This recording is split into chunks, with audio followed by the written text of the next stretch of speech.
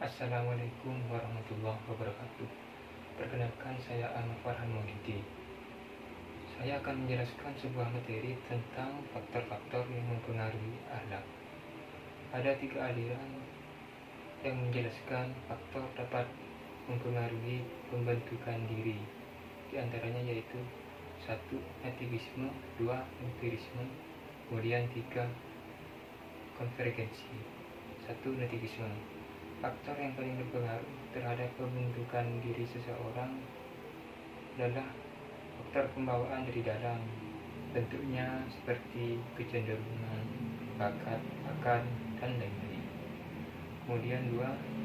Empirisme. Faktor yang paling berpengaruh terhadap pembentukan diri seseorang adalah faktor eksternal seperti dari lingkungan sosial, pendidikan, dan lain-lain.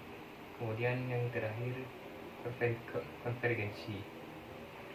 Faktor yang paling berpengaruh terhadap pembentukan diri seseorang adalah faktor dari internal dan eksternal.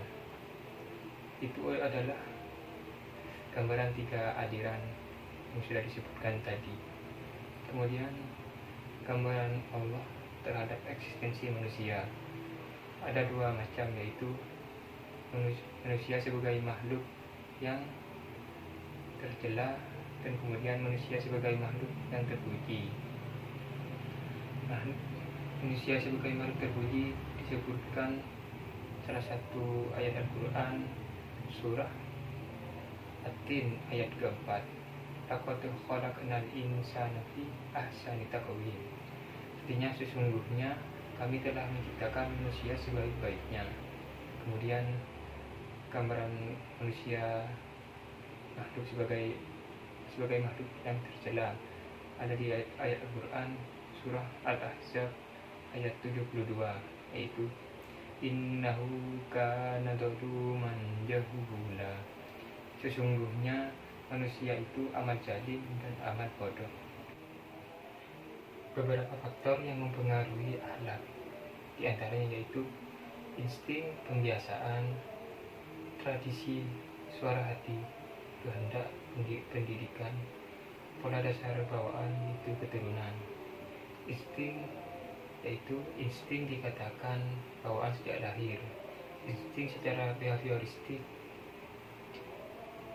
yaitu adalah tuntutan untuk melakukan aktivitas. Kemudian pembiasaan. Dalam akhlak, pembiasaan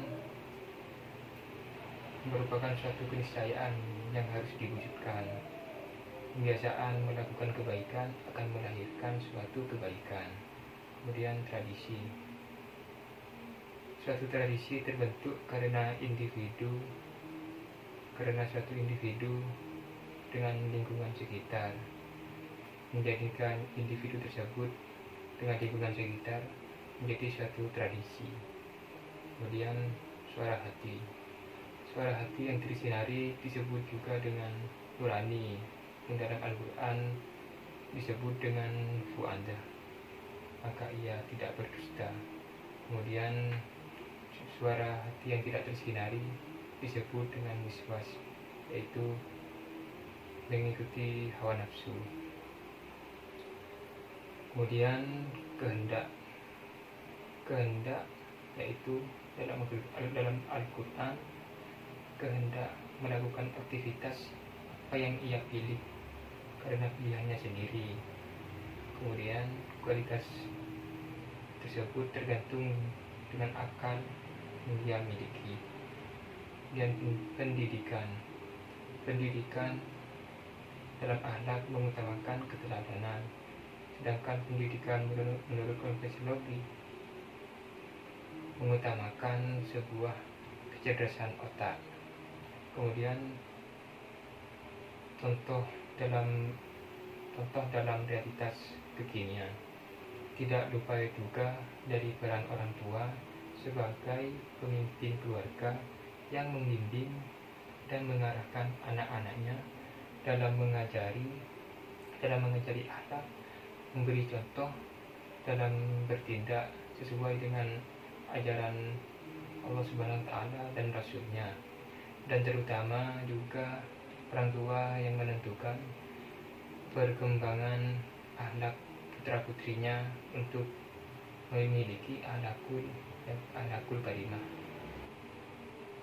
Mungkin hanya itu dari saya. Jika ada pengucapan kata yang salah, kurang enak dengar, saya mohon maaf.